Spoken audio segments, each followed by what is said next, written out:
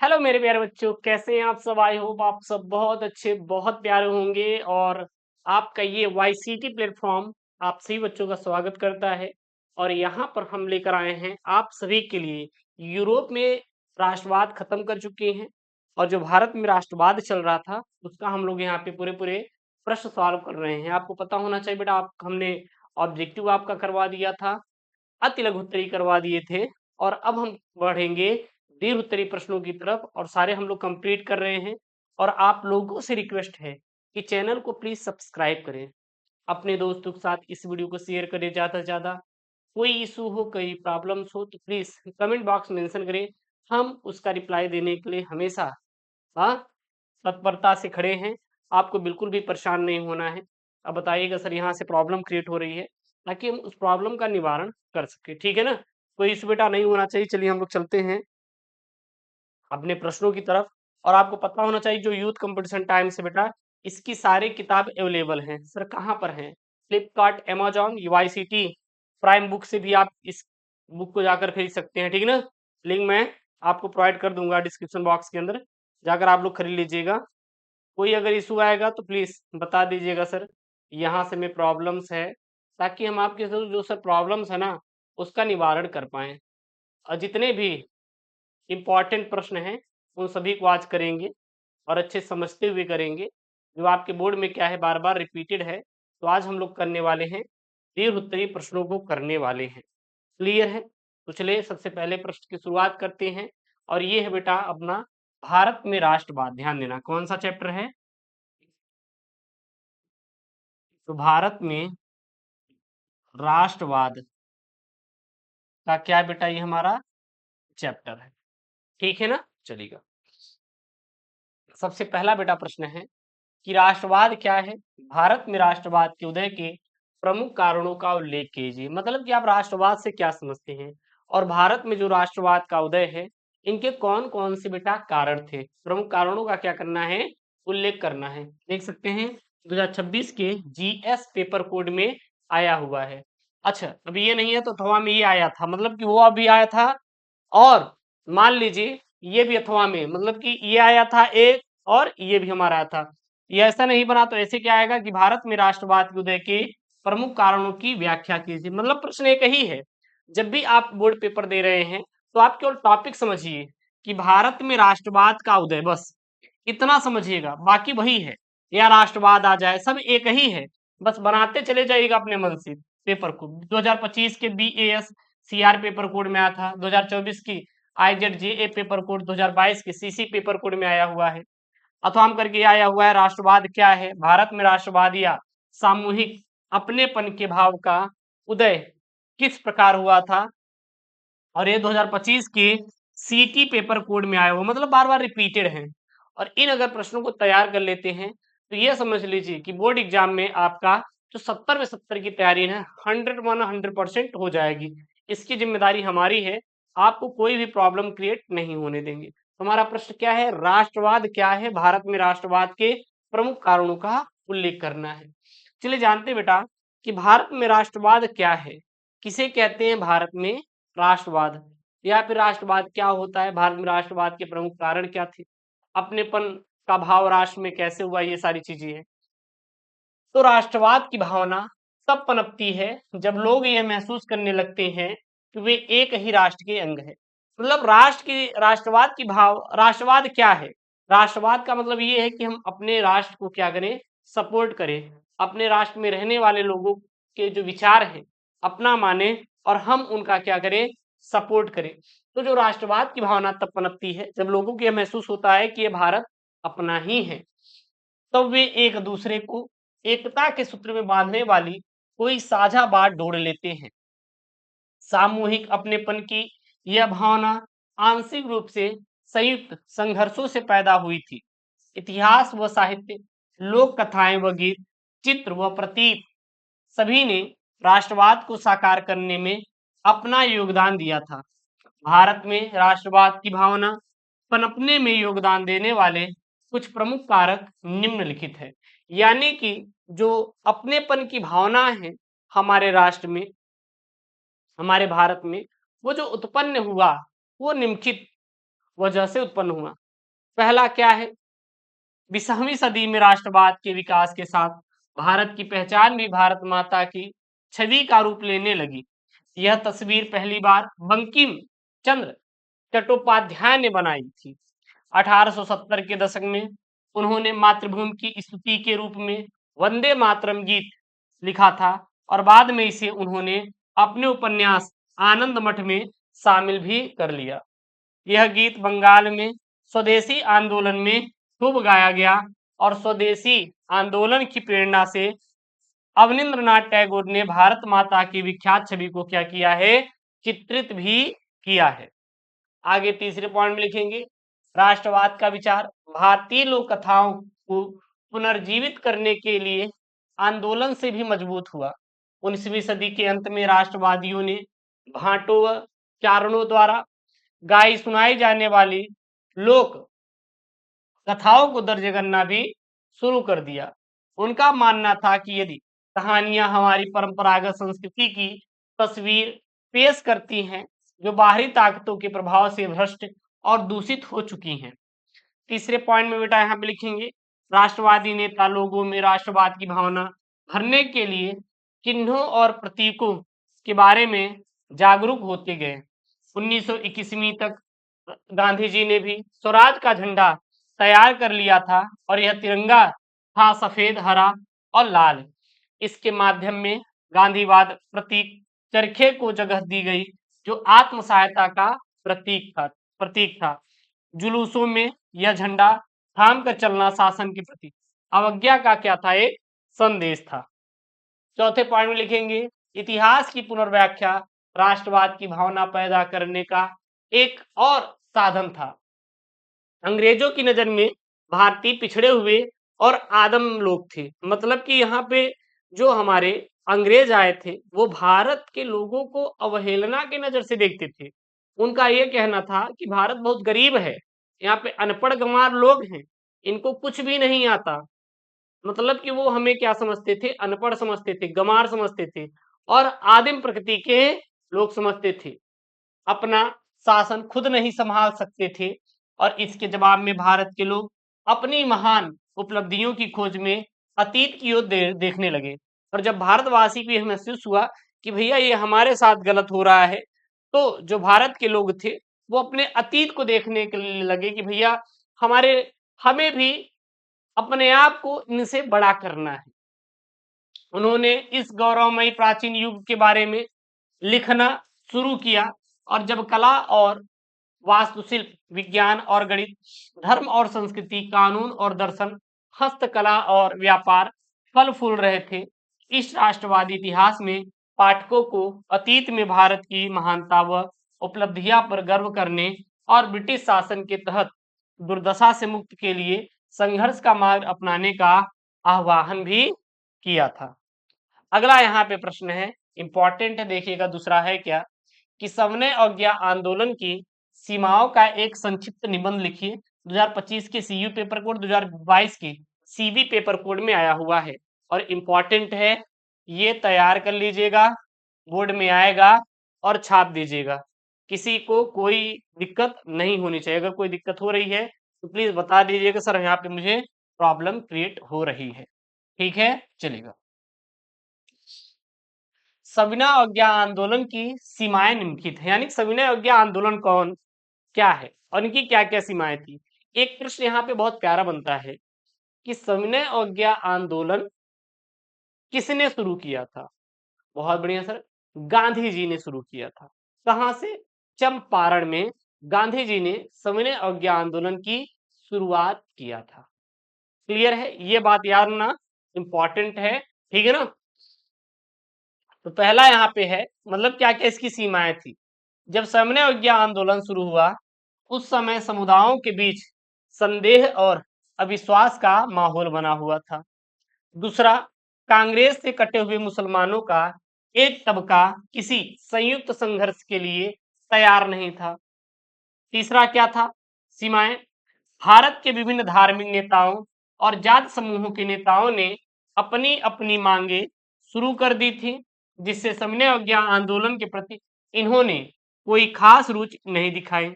चौथा क्या था, धीरे धीरे हिंदू और मुसलमानों के बीच संबंध खराब होते गए और कई शहरों में सांप्रदायिक टकराव और दंगे हुए, जिससे दोनों मुसलमानों के बीच फासले क्या हो गए, बढ़ते गए। पांचवा क्या था, कांग्रेस ने रूढ़िवादी सवर्ण हिंदू सनातन पंथियों के डर से दलितों पर ध्यान नहीं दिया, लेकिन गांधी जी ने ऐलान किया कि अस्पृश्यता यानी छुआछूत को खत्म किए बिना 100 साल तक भी स्वराज की स्थापना नहीं की जा सकती। छठवां क्या था, गांधी जी ने अछूत को हरिजन यानी ईश्वर की संतान बताया और उन्होंने मंदिरों, सार्वजनिक तालाबों, सड़कों और कुओं पर समान अधिकार दिलाने के लिए क्या किया था, सत्याग्रह किया था। कौन किया था भैया, गांधी जी ने किया था। किसके लिए किया था, हरिजनों के लिए किया था, क्योंकि हरिजनों के साथ छुआछूत हुआ करता था। जैसे कि अगर वो कुएं पे उनको पानी नहीं पिया, हाँ पीने दिया जाता था, उनके साथ बैठने के लिए मनाही था, बहुत सारे कारण थे। सातवां था, कई दलित नेता अपने समुदाय की समस्याओं का अलग राजनीति हल ढूंढना चाहते थे। मतलब कि जो दलित नेता थे वो अपने समुदाय का मतलब दलितों का अलग से विचार करते थे कि हमारा ये संगठन होना चाहिए। लेकिन गांधी जी ने सोचा कि अगर मान लीजिए अपना अपना संगठन बना लेंगे, तो कहीं ना कहीं अपना भारत जो है वो विभिन्न भागों में क्या हो जाएगा, बट जाएगा। और गांधी जी का मतलब एक ही था कि हमारा भारत एक है और हम सबको मिलकर साथ चलना पड़ेगा। गांधी जी का यही मत था। उन्होंने शिक्षा संस्थानों में आरक्षण के लिए आवाज उठाई और अलग निर्वाचन क्षेत्रों की बात कही, ताकि कहा कि ये विधायी परिषदों के लिए केवल दलितों को ही चुनकर भेजा जा सके, क्योंकि इनकी भागीदारी काफी क्या थी, सीमित थी।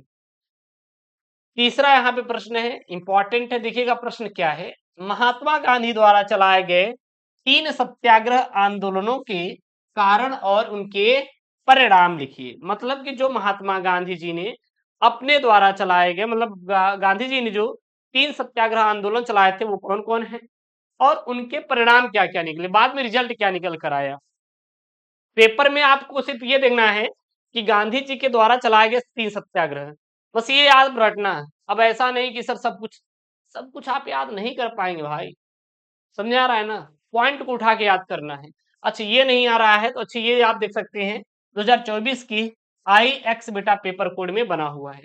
अथवा में भारतीय राष्ट्रीय आंदोलन में महात्मा गांधी द्वारा चलाए गए 3 प्रमुख आंदोलनों पर आपको क्या डालना बेटा, प्रकाश डालना है। 2024 की जेडी पेपर कोड में आया हुआ है, 2024 के जेडी पेपर कोड में आया हुआ है। तो हम लोग सबसे पहले जानते बेटा ये सत्याग्रह क्या था। सत्याग्रह से आप क्या समझते हैं, ये भी पेपर में आ सकता है। जो नहीं कि आपका यही दे देगा 3 सत्याग्रह आंदोलन कौन कौन से, ये भी आ सकता है कि आप सत्याग्रह से समझते क्या हैं और इनके कौन कौन से प्रमुख सत्याग्रह के क्या थे बेटा, आंदोलन थे। चलिए जानते बेटा सत्याग्रह क्या था।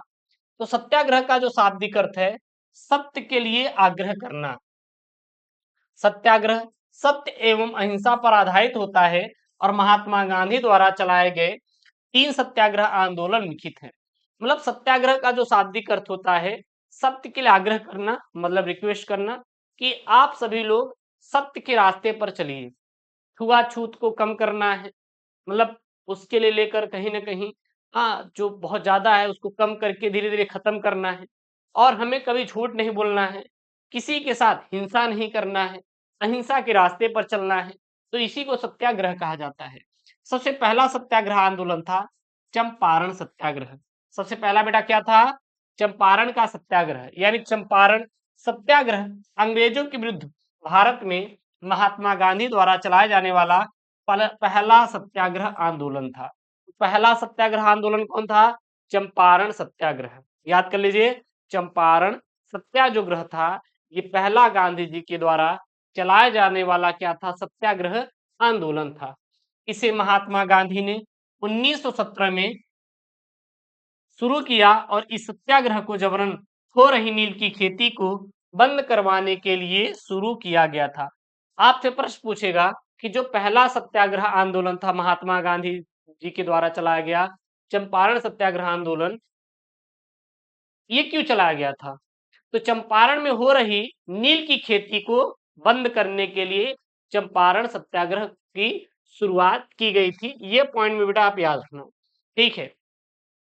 नील की खेती को अनिवार्य करने वाली 3 कठिया प्रथा को समाप्त कर दिया गया। किसके बाद? चंपारण के बाद, चंपारण आंदोलन, चंपारण सत्याग्रह आंदोलन के बाद। मतलब जो चंपारण सत्याग्रह आंदोलन था, इसलिए गांधी जी ने चलाया था क्योंकि इसमें 3 कठिया, देखिए यहाँ पे 3 कठिया प्रथा को समाप्त किया गया। 3 कठिया जो प्रथा था, यह हमारा नील की खेती संबंधित था, जो कि अंग्रेजों के द्वारा चलाया गया था, जबरदस्ती नील की खेती कराने के लिए। दूसरा जो है असहयोग आंदोलन। दूसरा क्या बेटा? असहयोग आंदोलन। तो असहयोग आंदोलन की शुरुआत महात्मा गांधी द्वारा 1 अगस्त 1920 को प्रारंभ किया गया। दूसरा सत्याग्रह आंदोलन क्या था? वो था असहयोग आंदोलन। यह भी महात्मा गांधी जी का एक सत्याग्रह आंदोलन था, जो कि हमारा कब शुरू किया गया? 1 अगस्त 1920 ईस्वी में शुरू किया गया। यह भारत का प्रथम जन आंदोलन था। जन आंदोलन मतलब इसमें सभी लोगों को इकट्ठा किया गया, महिला, पुरुष, बच्चे, बूढ़े, सब लोग, नौजवान, जो अंग्रेजों के शोषणकालीन नीतियों के विरुद्ध था। फरवरी 1922 में चौरी चौरा कांड, जो कि गोरखपुर जिला उत्तर प्रदेश के कारण इसे वापस ले लिया गया था। अच्छा, आपसे यह भी पूछा जाएगा कि जो असहयोग आंदोलन था, यह कब बंद किया गया, कब वापस लिया गया गांधी जी के द्वारा? तो गांधी जी के द्वारा जो हमारा चौरी चौरा कांड हुआ था, जिसे 22 पुलिस वालों को जिंदा जला दिया गया था गोरखपुर में, उससे आहत होकर असहयोग आंदोलन को जो है गांधी जी ने वापस ले लिया था। इस आंदोलन से औपनिवेशिक सरकार को यह एहसास हो गया कि भारतीयों में राष्ट्रवाद के तत्व मौजूद हैं। इस प्रकार का दूसरा जन आंदोलन ब्रिटिश सरकार के लिए क्या है? खतरा बन सकता है। अतः कूटनीतिक तरीके से भारतीय जनता में मतभेद बनाए रखना चाहिए। तीसरा जो सत्याग्रह आंदोलन था बेटा, वो था सविनय अवज्ञा आंदोलन। तीसरा क्या था? सविनय अवज्ञा आंदोलन था। तो सविनय अवज्ञा आंदोलन नमक कर के विरोध में था। जो सविनय अवज्ञा आंदोलन की शुरुआत की गई थी, गांधी जी के द्वारा किया गया था। क्यों किया गया था? क्योंकि जो ब्रिटिश सरकार थी, अंग्रेज थे, उन्होंने नमक पर, खाने के नमक पर क्या लगा दिया था? कर लगा दिया था। और इसके विरोध में गांधी जी द्वारा सविनय अवज्ञा की शुरुआत की गई थी, सविनय अवज्ञा आंदोलन की शुरुआत की गई थी। इसकी शुरुआत 1930 में हुई और इसे 1934 में समाप्त कर दिया गया। और इस आंदोलन से देश को ब्रिटिश शासन का विरोध करने की ताकत और विश्वास हासिल करने से मदद मिली थी। चौथा और इंपॉर्टेंट प्रश्न है, आपके बोर्ड में छपने वाला, ध्यान देना बेटा, क्या है? सविनय अवज्ञा आंदोलन का क्या अर्थ है और नमक इसमें क्या महत्व है? नमक का क्या महत्व है और इसका क्या प्रभाव पड़ा? और ये इतना इंपॉर्टेंट है, देखिए बार बार आया हुआ है, 2026 के जीक्यू पेपर कोड में आया हुआ है। तो सविनय अवज्ञा आंदोलन का क्या मतलब है? कब शुरू हुआ था, कब बंद हुआ था, ये भी याद रखना। चौरी चौरा कांड के बाद बंद हो गया था सविनय अवज्ञा आंदोलन। और जो कि मैंने आपको बताया, सॉरी, हाँ, वो तो असहयोग आंदोलन, जो हमारा सविनय अवज्ञा आंदोलन था, ये हमारे नमक, जो नमक पर टैक्स लगाती थी अपना ये अंग्रेज लोग, उसको लेकर ये शुरू हुआ था। अथवा में सविनय अवज्ञा आंदोलन कब चलाया गया और क्यों चलाया गया और इसका प्रभाव क्या पड़ा? यानी जो सविनय अवज्ञा आंदोलन चलाया गया था, ये क्यों चलाया गया था और कब चलाया गया था और इसका रिजल्ट क्या निकल के आया था? उसके बाद है, अच्छा, ये आप देख सकते हैं 2024 के IX पेपर कोड में आया हुआ है। अथवा में सविनय अवज्ञा आंदोलन का क्या अर्थ है, मतलब सविनय अवज्ञा आंदोलन से आप क्या समझते हैं और इसे क्यों चलाया गया और इसका क्या प्रभाव पड़ा था? अथवा में वो नहीं आ रहा तो ये कर सकते हैं कि 1930 में महात्मा गांधी ने नमक को अपने आंदोलन का आधार क्यों बनाया और इस आंदोलन का क्या प्रभाव पड़ा, जो कि 2022 के CA पेपर कोड में बेटा आया हुआ है। कब आया हुआ है? 2022 के CA पेपर कोड में आया हुआ है। तो यहाँ पर बेटा सविनय अवज्ञा आंदोलन क्या है, ध्यान देना, सविनय अवज्ञा आंदोलन है।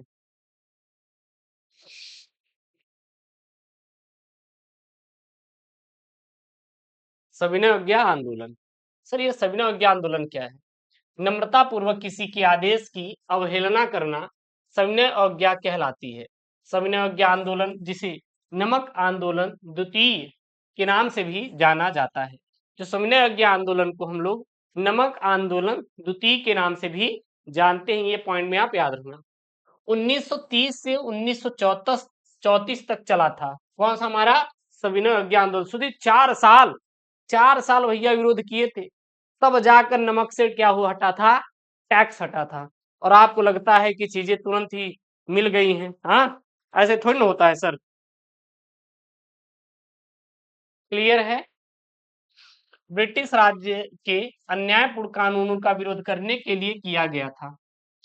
आगे लिखेंगे, लाहौर में 1929 में जब कांग्रेस ने ब्रिटिश सरकार से पूर्ण स्वराज की मांग की, तब ब्रिटिश सरकार ने उनकी मांगे स्वीकार नहीं की और इसी कारण से स्वाधीनता प्राप्ति के लिए महात्मा गांधी जी ने 12 मार्च 1930 को ब्रिटिश सरकार के खिलाफ जन आंदोलन की क्या कर दी थी, शुरुआत कर दी थी। और इसका प्रारंभ महात्मा गांधी द्वारा नमक कानून को लेकर किया गया था, क्योंकि नमक जैसी आवश्यक खाद्य सामग्री पर ब्रिटिश सरकार द्वारा अत्यधिक कर लगाकर आम जनता का शोषण भी किया जा रहा था। महात्मा गांधी द्वारा 6 अप्रैल 1930 को दांडी नमक स्थल पर प्रतीकात्मक रूप से नमक कानून तोड़ने के लिए किया गया था। आगे लिखेंगे कि सविनय अवज्ञा आंदोलन के क्या क्या प्रभाव थे भैया। जो गांधी जी द्वारा सविनय अवज्ञा आंदोलन की शुरुआत तो हुई थी, लेकिन इसके रिजल्ट क्या क्या निकल के आए थे, क्लियर है? तो सविनय अवज्ञा आंदोलन के माध्यम से महात्मा गांधी ने भारतीय जनता के मानवाधिकारों के प्रति संघर्ष करने का मार्ग प्रशस्त किया था। इस आंदोलन के कारण ब्रिटिश सरकार को नशाबंदी एवं करबंदी जैसे कार्य करने पड़े थे, जिससे भारतीय जनता को लाभ मिला था। और इस आंदोलन के माध्यम से महात्मा गांधी ने ब्रिटिश सरकार को यह दिखा दिया कि भारत की जनता अपने अधिकारों के प्रति सजग है। गांधी जी इस आंदोलन के माध्यम से भारत के निर्विवाद नेता बन गए। मतलब कि निर्विवाद का मतलब है कि उनसे कोई विवाद नहीं करता था, मतलब सब उनसे प्रसन्न रहते थे। गांधी जी का एक ही चीज था कि सबको एक साथ लेकर चलना। ये कभी भी अलगाव के बारे में सोचते ही नहीं थे, ना इनका मानना था कि हमें अलग अलग होना ही नहीं है। ठीक है ना? पांचवा और इंपॉर्टेंट सवाल है बेटा, ध्यान देना। सत्याग्रह क्या अभिप्राय है और सत्याग्रह के संबंध में गांधी जी की क्या क्या विचार थे, मतलब आप सत्याग्रह से क्या समझते हैं और सत्याग्रह के बारे में क्या क्या गांधी जी के विचार हैं। जो 2025 के सीआर पेपर कोड 2024 की आईजेड पेपर कोड में आया हुआ है। अच्छा, ये नहीं कर पा रहे तो अथवा में ये कर सकते हैं सॉल्व। क्या है यहाँ पे, सत्याग्रह का क्या अर्थ है, महात्मा गांधी द्वारा चलाए गए 3 सत्याग्रह आंदोलन का विश्लेषण आप कीजिए। 2025 के सीक्यू पेपर कोड 2023 के ईएक्स पेपर कोड में बेटा आया हुआ मोस्ट इंपॉर्टेंट वाला क्या है, सवाल है। सो प्लीज आप लोग इसे तैयार कर लीजिए। कोई इशू आए तो प्लीज कमेंट बॉक्स में मेंशन कर दीजिएगा, क्योंकि हम आपके साथ हैं। तो सत्याग्रह का अर्थ तथा महात्मा गांधी द्वारा चलाए गए सत्याग्रह आंदोलन क्या क्या थे, ये यहाँ पर सवाल है। चलिए करते हैं हम लोग बेटा। यहाँ पे सत्याग्रह का मूल अर्थ है सत्य के प्रति आग्रह करना। तो सत्याग्रह का अर्थ क्या है बेटा, कि सत्य के प्रति आग्रह करना, मतलब सत्य के लिए आग्रह करना कि हमें सत्य के रास्ते पे ही चलना है, असत्य का रास्ता अनुसरण बिल्कुल भी नहीं करना है। सत्य को पकड़े रहना है और इसके साथ अहिंसा को मानना है, मतलब कि हम हिंसा ना करें, केवल अहिंसा का क्या करें, पालन करें। अन्याय का सर्वथा विरोध करते हुए अन्याय अन्याय के प्रति और भाव न रखना सत्याग्रह का क्या है, मूल लक्षण है। महात्मा गांधी जीवन के नैतिक मूल्यों की स्थापना पर जोर देते रहे और गांधी दर्शन का आधार धर्म है। लेकिन गांधी जी ने धर्म को संकीर्ण दृष्टिकोण से न लेकर व्यापक अर्थों में लिया था। उनके अनुसार सत्य, प्रेम, अहिंसा और नैतिक आचरण का दूसरा नाम ही क्या है, धर्म है। गांधी जी के अनुसार सत्य और अहिंसा का पालन करने वाला कोई भी व्यक्ति सत्याग्रही नहीं हो सकता, मतलब कि सत्याग्रही हो सकता है। उनका मानना था कि जो अहिंसा का पालन करता है, जो सत्य के रास्ते पर चलता है, वही क्या है, सत्याग्रही है। यानी कि सत्याग्रही का मतलब होता है सत्य को धारण करने वाले को सत्याग्रही नाम दिया जाता है, गांधी जी ने कहा है। अगला है चंपारण सत्याग्रह। असहयोग आंदोलन, चंपारण सत्याग्रह ठीक है ना। ये सब क्या है, सत्याग्रह आंदोलन है। चंपारण सत्याग्रह क्यों चला था यार, ना नील की खेती के लिए। कठिया, 3 कठिया जो प्रथा थी उसको समाप्त भी किया गया था। अंग्रेजों के विरुद्ध भारत में महात्मा गांधी द्वारा चलाया जाने वाला पहला सत्याग्रह आंदोलन था। इसे महात्मा गांधी ने 1971 में क्या किया था, शुरू किया था। और इस सत्याग्रह को जबरन हो रही नील की खेती को बंद करवाने के लिए क्या किया गया था, शुरू किया गया था। दूसरा क्या था, अ असहयोग आंदोलन। असहयोग आंदोलन कब बंद किया गया था, बहुत बढ़िया। तो सर ये बंद किया गया था जब हमारा चौरी चौरा कांड हुआ था। हाँ, कहाँ पे, वो हमारा हुआ था गोरखपुर में। असहयोग आंदोलन की शुरुआत महात्मा गांधी द्वारा 1 अगस्त 1920 को प्रारंभ किया गया था और भारत का प्रथम जन आंदोलन था। जन आंदोलन मतलब सभी इसमें भाग लिए थे। अंग्रेजों के शोषणकारी नीतियों के विरुद्ध था। और फरवरी 1922 में चौरी चौरा कांड गोरखपुर जिला उत्तर प्रदेश के कारण इसे वापस ले लिया गया था। तीसरा जो था यहाँ पे सविनय अवज्ञा आंदोलन था। और सविनय अवज्ञा आंदोलन नमक कर के विरुद्ध में था। इसकी शुरुआत 1930 में हुई थी और इसे 1934 में समाप्त कर दिया गया था। और इस आंदोलन से देश को ब्रिटिश शासन का विरोध करने की ताकत और विश्वास हासिल करने में क्या मिली थी, मदद मिली थी। छठवां है और इम्पोर्टेंट सवाल है, हम लोग छह करेंगे। तो आज हम लोग इसमें छह कर लेते हैं, फिर अगले वीडियो में अगले छह को हम लोग कर लेंगे, ठीक है ना। क्या यहाँ पे, भारत के स्वतंत्रता संघर्ष में गांधी जी के योगदानों का मूल्यांकन कीजिए। 2023 की एफबी और ओडी पेपर कोड मेटा आया हुआ है कि महात्मा गांधी द्वारा भारत के स्वतंत्रता संघर्ष में क्या क्या योगदान थे। तो चलिए करते हैं। तो महात्मा गांधी जी अप्रैल 1993 में दक्षिण अफ्रीका गए थे तब, तथा जनवरी 1915 में वे भारत लौटे थे। उन्होंने एक नए तरह के जन आंदोलन के रास्ते पर चलते हुए वहां की नस्ल भेदी सरकार से सफलतापूर्वक लोहा भी लिया और इस पद्धति के वे सत्याग्रह कहते थे। भारत आने के बाद गांधी जी ने कई स्थानों पर सत्याग्रह आंदोलन चलाए और 1917 ईस्वी में उन्होंने बिहार के चंपारण इलाके का दौरा भी किया और दमनकारी बागान व्यवस्था के खिलाफ किसानों को संघर्ष के लिए प्रेरित किया। और 1918 में उन्होंने गुजरात के खेड़ा जिले के किसानों की मदद के लिए सत्याग्रह का आयोजन किया। फसल खराब हो जाने और प्लेग की महामारी के कारण खेड़ा जिले के किसान लगान चुकाने की हालत में नहीं थे। वे चाहते थे कि लगान वसूली में ढील दी जाए और 1918 ईस्वी में गांधी जी सूती कपड़ा कारखानों के मजदूरों के बीच सत्याग्रह आंदोलन चलाने में अहमदाबाद जा पहुंचे थे। इस कामयाबी से उत्साहित गांधी जी ने 1919 में प्रस्तावित रॉलेट एक्ट के खिलाफ एक राष्ट्रव्यापी सत्याग्रह आंदोलन चलाने का भी फैसला लिया था।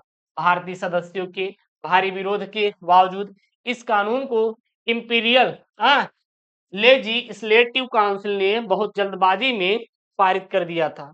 इस कानून के जरिए सरकार को राजनीतिक गतिविधियों को कुचलने और राजनीतिक कैदियों को 2 साल तक बिना मुकदमा चलाए जेल में बंद रखने के अधिकार को मिल गया था। महात्मा गांधी जी ने ऐसे अन्यायपूर्ण कानूनों के खिलाफ अहिंसक ढंग से नागरिक अवज्ञा चाहते थे। मतलब जो हमारा अंग्रेज थे ना, ये लाए थे रॉलेट एक्ट। रॉलेट एक्ट ऐसा था कि इसमें ना किसी के ऊपर एफआईआर होगा, ना मुकदमा होगा और ना ही पहले उनको किसी प्रकार की नोटिस दी जाएगी। शक के आधार पर उठाओ और जेल में बंद कर दो।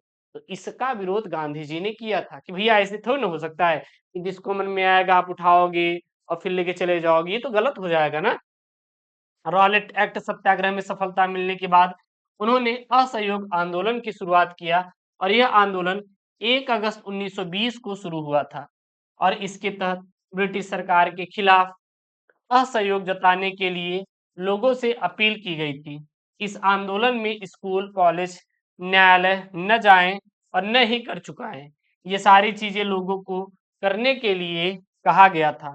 तत्पश्चात मतलब इसके बाद इस आंदोलन का स्वरूप सविनय अवज्ञा आंदोलन में क्या हो गया था, परिवर्तित हो गया था। आगे लिखेंगे, इसके बाद गांधी जी ने नमक सत्याग्रह, जिसे दांडी सत्याग्रह आंदोलन भी कहते हैं या दांडी आंदोलन के नाम से भी जाना जाता है, शुरू किया। ब्रिटिश सरकार ने नमक पर एकाधिकार कल लगा दिया था, जिसके बाद 12 मार्च 1930 को गांधी जी ने अहमदाबाद के साबरमती आश्रम से दांडी गांव तक 24 दिनों के लिए पैदल मार्च निकाला था। गांधी जी ने फिर ब्रिटिश शासन के खिलाफ भारत छोड़ो आंदोलन शुरू किया और अखिल भारतीय कांग्रेस कमेटी का 8 अगस्त 1942 में बंबई में सत्र हुआ, जिसमें गांधी जी ने अंग्रेजों भारत छोड़ो का नारा भी दिया। और इस आंदोलन के बाद गांधी जी को गिरफ्तार कर लिया गया था, लेकिन उसके बाद भी युवा कार्यकर्ता हड़ताल और तोड़फोड़ करते रहे और आंदोलन को जारी रखा। अंततः 15 अगस्त 1947 को भारत एक अलग देश बना और इस प्रकार सविनय अवज्ञा आंदोलन, दांडी सत्याग्रह और भारत छोड़ो आंदोलन ऐसे प्रमुख उदाहरण थे जिनमें गांधी जी ने आत्मबल को सत्याग्रह के हथियार के रूप में प्रयोग किया था, मतलब सत्य की राह पर चलकर। तो यहाँ पर मैंने आपको बताए हैं द्विरूत्तरीय प्रश्न जो कि आपके भारत में राष्ट्रवाद के हैं, बहुत इंपॉर्टेंट है। आप इन सभी प्रश्नों को तैयार कर लीजिएगा, बोर्ड में आते हैं। कोई इशू होगा तो प्लीज कमेंट बॉक्स में मेंशन कर लीजिएगा, कर दीजिएगा और हाँ चैनल को सब्सक्राइब कर दीजिए। मिलते हैं नेक्स्ट वीडियो में दोस्तों। थैंक यू, जय हिंद, take care, bye bye, love you all.